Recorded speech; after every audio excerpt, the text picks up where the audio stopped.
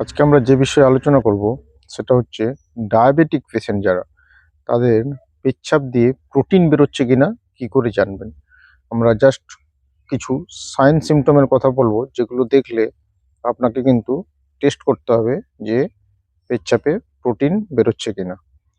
First, 1 নম্বর হচ্ছে patient দেখবেন complain করবে হঠাৎ করে পেশেন্টের যে ফ্রিকোয়েন্সি অফ ইউরিনেশন বা বারবার পেচ্ছাপ করতে যাচ্ছে। 2 নম্বর হচ্ছে পেশেন্ট একটা কমপ্লেন করবে যে পেচ্ছাপ যে টয়লেটে পেচ্ছাপ করছে সেখানে বাবেল ফর্মেশন হয়ে যাচ্ছে এবং একটা ফোমি অ্যাপিয়ারেন্স হচ্ছে, যেটা কিন্তু টয়লেট ফ্লাশ করলেও বারবার ফ্লাশ করলেও যাচ্ছে না। তখনই কিন্তু আপনাদের ভাবতে হবে যে পেশেন্টের হয়তো প্রোটিন ইউরিয়া শুরু হয়ে গেছে।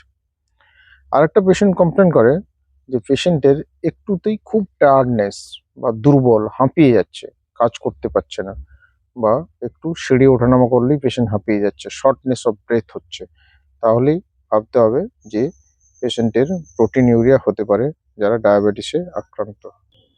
পেশেন্টের একটা লস অফ অ্যাপিটাইট হচ্ছে, সবসময় একটা নশিয়া নশিয়া বা বমি বমি ভাব হচ্ছে এবং 2-1বার বমিও করে ফেলছেন।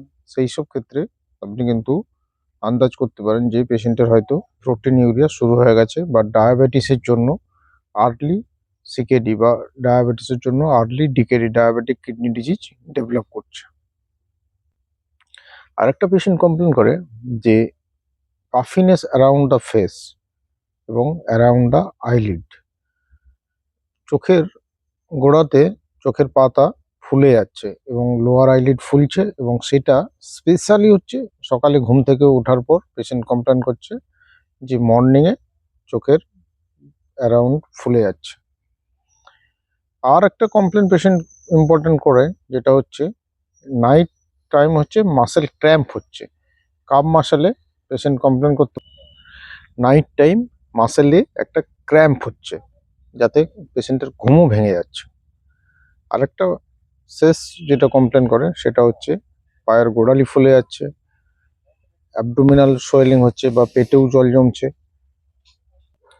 এবারে প্রোটিন ইউরিয়া সম্পর্কে আর্লি ডায়াগনোসিস অ্যান্ড ট্রিটমেন্টের কেন প্রয়োজন, প্রোটিন এত ইম্পর্টেন্ট কেন? কারণ হচ্ছে প্রোটিন হচ্ছে আমাদের যে মাসেল, বোন, এগুলোতে বিল্ডিংয়ে বা এটা তৈরিতে সাহায্য করে।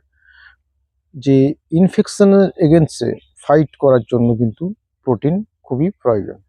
এবারে ড্যামেজ টিস্যু রিপেয়ারের জন্যও কিন্তু প্রোটিন প্রয়োজন।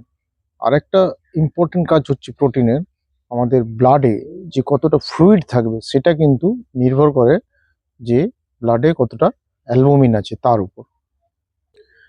নাও আপনি প্রোটিনটা ইউরিনের সঙ্গে বেরোচ্ছে কিনা আপনি বুঝবেন কি করে?